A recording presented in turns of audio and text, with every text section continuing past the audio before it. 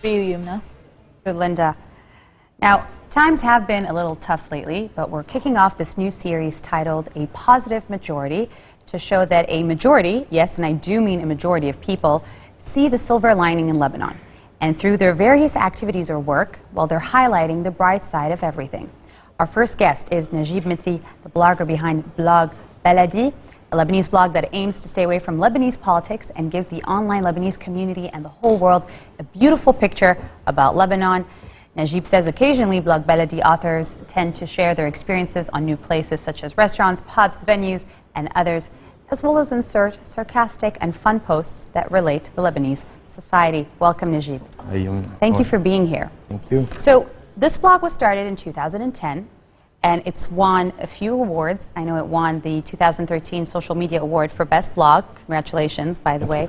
What do you think it takes to have a successful blog?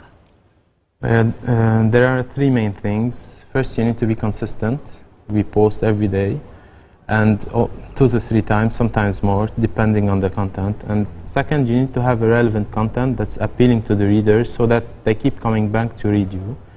And third, and most importantly, you need to be credible and honest towards your readers.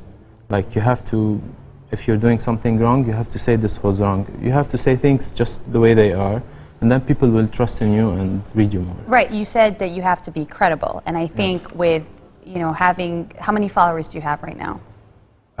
Well, we have almost 4,000 to 5,000 visits a day on the blog. Okay, so, you know, and I know there are 10,000s on Twitter, there's about 18,000 on Instagram, and you know, with having a blog comes great responsibility, right? Do you feel pressure to have to deliver?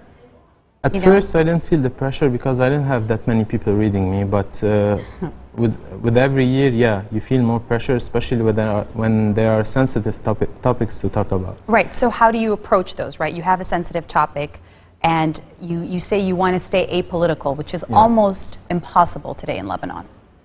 Not really. Like, you can always give your opinion, but give it in a rational way, and like share your opinion, but regardless from all the politics and the negativity around it. Okay, give me an example. Like for example, when the road rage accident happened, the guy who got killed. Yeah, everyone. The first thing I do is I don't rush and post about something. You're talking about, let's just, for our viewers who don't know, this is the road rage that ended up with a man being stabbed to death in the middle of the street. In the middle of the street with other people watching by another man, right. Yeah, first thing I do, I don't rush things. I just read what people have to say. I see all the angles, and then I tackle the topic. And the first thing I noticed, for example, is that everyone wanted the death penalty for this guy, which for me is not something that people should be requesting. Even if he did something terrible, we shouldn't be promoting killing. So you can very easily say that this guy did something very wrong, but it doesn't mean that we need to promote further killing and make it worse. So everybody was upset. Everybody was like, well, he killed a person, and so therefore he should be killed, but you would come up and say, no, listen, this is not the solution. So what was the feedback to that? What was the reaction? It was a mixed, there were mixed reactions, but most of the people were supportive that death penalty doesn't help in anything and never really help in reducing crimes. So if you look at it scientifically and based on different countries, it never helped. So asking to kill someone is not gonna get us anywhere. So people would calm down a bit and realize that this is not the way things are. You know, this is called a positive majority, and I know that through your blog, which we're seeing pictures of now, this is the Facebook. You were driving a Ferrari this morning. I was riding next to someone, yeah. Oh, we're glad you made it safe here in time for the interview. What I wanted to ask you is that we can't deny that Lebanon has a lot of problems. You know, as we've been experiencing right now, the You Sting campaign and the waste management crisis in the country has made headlines all over the world. We can't deny that this is happening. And there are people saying, well, this country has nothing more to offer us. There's no water, there's no electricity, and obviously now there's waste all over our streets. So when they come and they tell you there's nothing positive, how do you respond to them? Well, when they say that, apparently they didn't see what they could do to help things, resolve things. Like for example, the garbage problem, the easiest solution and the least costly one is just to recycle.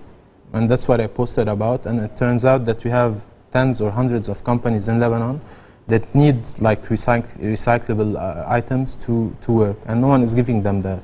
So the easiest way to resolve the garbage crisis, we probably don't need protests, is if everyone starts recycling. Right, but if they're telling you the politicians also have to step in and help out with, you know, it has nothing to do with giving the responsibility to the municipalities, no? No, because you can recycle at home. You can agree with the municipality to come and pick up your recyclable stuff and sell it to the company. So here, I think the best way that we can tackle these problems is taking personal initiatives that have nothing to do with our politicians or what the government has to do. The same goes with electricity. You can go for renewable energies. You can do many things. So you're saying that the people need to be a little more accountable and responsible towards themselves. Yeah, and start taking initiatives themselves. All right, and is that what you try to promote through your blog as well? Yeah. And you promote a lot of positive images, beautiful images of the mountains of Lebanon and different restaurants, different lifestyles. What would you say are your top 3 favorite things about this country? Well, one, there's the lifestyle and the food. I think there are so many things to do in Lebanon, and hummus, the food is amazing. Is that what you're talking? Hummus, no, actually, I'm and not a good big fan chicken? of hummus, Okay. but I love, I think the food, everyone loves the food here. Second, there's the, there are, of course, the diversity we have here. I love how every area is different from the other. Of course, we're all one people, but I love discovering new towns, new cities, we have new a lot habits, of new different traditions. sects. And Yeah, but it's amazing, you know, because I started a series this year to promote things to do in areas that people have major misconceptions about. Like, for example, Tripoli. Everyone thinks they're all extremists and the violence and what happened, or even Akkar that no one knows about. There are beautiful areas that no one knows about, and there are tons of stuff to do there. So I think this diversity is a really cool thing. And third, there's, of course, family and friends. I mean, the bond we have here with the family and the fact that friends are like close by, and I think this is what's keeping me here the most. is that, how would you explain Lebanon to a foreigner? You know, they think it's a land of warlords and you know, just people running around But crazy. that's it. When they come here and see what we have, they realize that it's very different from the way sometimes the foreign media portrays it. And I think you, through your blog, you're trying to show that positive side that people need to. Despite everything, I'm trying. Are you optimistic? Are you optimistic about the future? Always, yeah. At least I'm hopeful that there's always hope that things could get better. And if you look around us, I think we're in a decent position. We don't have war. We don't have terrorists still here. So I don't think we need to be this negative, especially with everything happening around us. All right. Well, thank you so much for being with us. That was Najib Mitri, the blogger behind Blog Baladi, talking about why do we try to stay positive and why we should try to stay positive in Lebanon. Back to you, Linda.